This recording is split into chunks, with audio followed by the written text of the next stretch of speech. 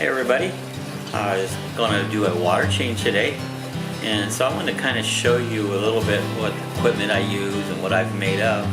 I like to make things up. That's part of the fun of a lot of hobbies, is making things and building things. But right now I have 7 aquariums. And when it comes time to do water changes, that's really quite a few, so you want to make it as easy as possible to do it quickly with taking less effort. Keep it simple. That's always my term for everything, is keeping it simple.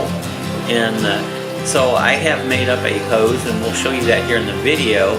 I've got this hose hooked up to the laundry sink where it has a little nozzle on it. I can turn that off and on to be able to fill the tanks right back up without carrying water.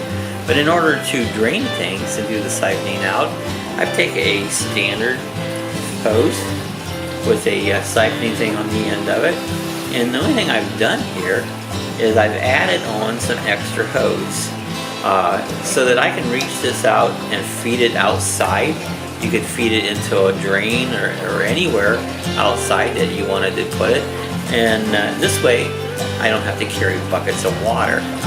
You know, water weighs 8 pounds per gallon, and so when you start carrying buckets of water around, it can get there, and the older you get, it hurts your back and that. So the simple way is to be able to drain it right out into the drain or outside. I generally just run it outside, run it out to the grass. Good for the grass. Use fish water will actually be good for it altogether. So I made this tank up. The only difference I would have done is maybe got a larger hose. This is fairly small and it takes a while to drain. This would probably drain a little faster, but when I adapted this, what I've done here, I'll find my right spot here,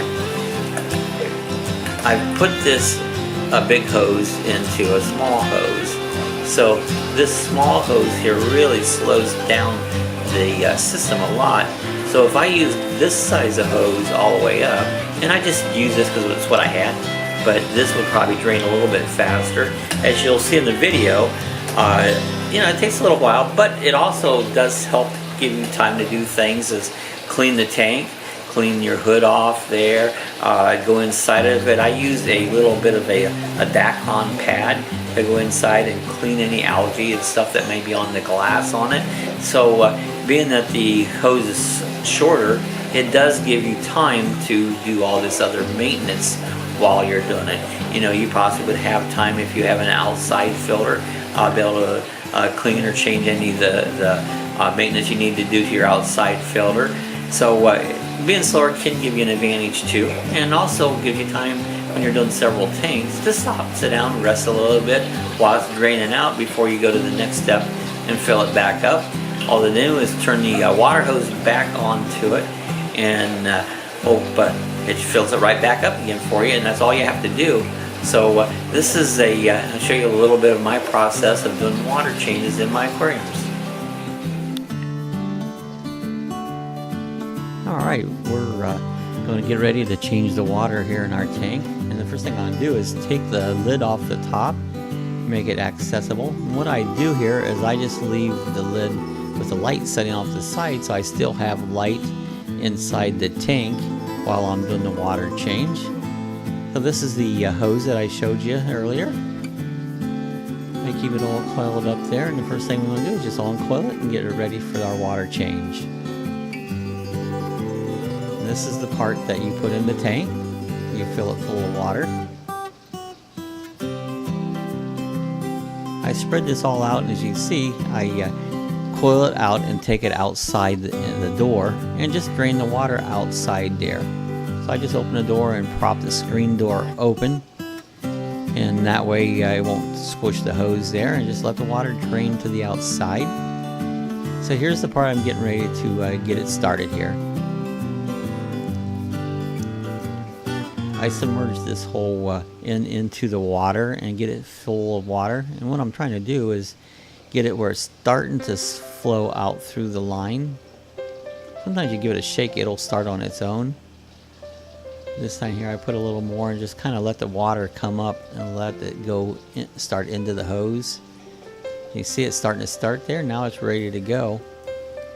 So So now we're beginning the siphoning process. The first thing you want to do is go ahead and go around the floor of your aquarium and sweep up the debris that could be anywhere. There was a little bit back here in the corner. I'm using sand as a substance right here, and so you want to be careful you don't suck the sand out in through your hose there. And after a while you pretty much kind of get it cleaned up, so then you can just leave the siphoning hose in your tank and do some other things there.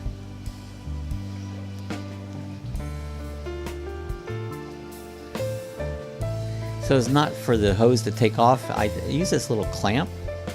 I clamp it to the edge of the tank, and this way it won't come out and lose my siphoning. And this gives me opportunity to do other things. As you can see, the water is siphoning right outside and onto the ground. Now this is my hose that I use to put the water back in the tank. I have it hooked up to my laundry sink with an adapter here. As you can see, the adapter,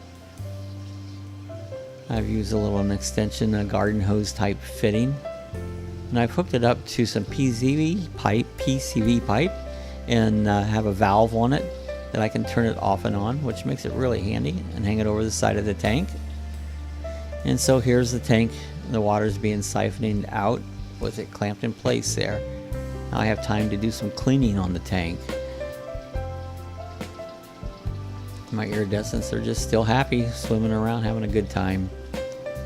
So you see, I'm getting ready here. I'm going to clean the lid off while it's siphoning down. Just gives you a good opportunity to do some other things there by cleaning the lid off. If you have any algae on the inside of your glass, you can go down there and clean the algae off and free it up. It also allows the hose to suck out any of the algae free floating in that.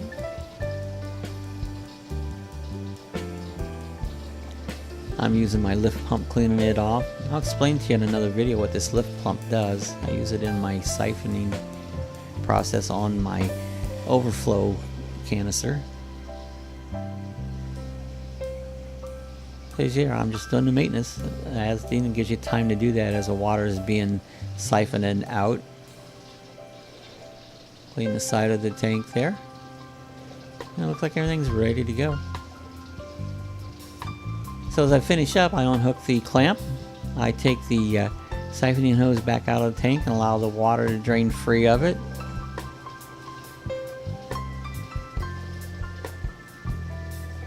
After we got that done, the next process will be starting to fill the tank back full of fresh water.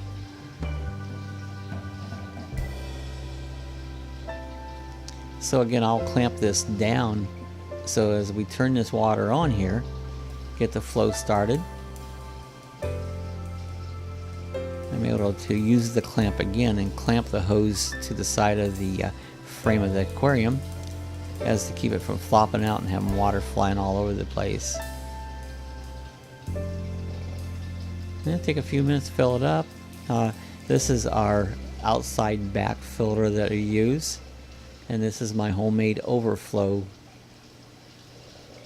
You can see the iridescents, they're kind of enjoying the fresh water coming back into the tank.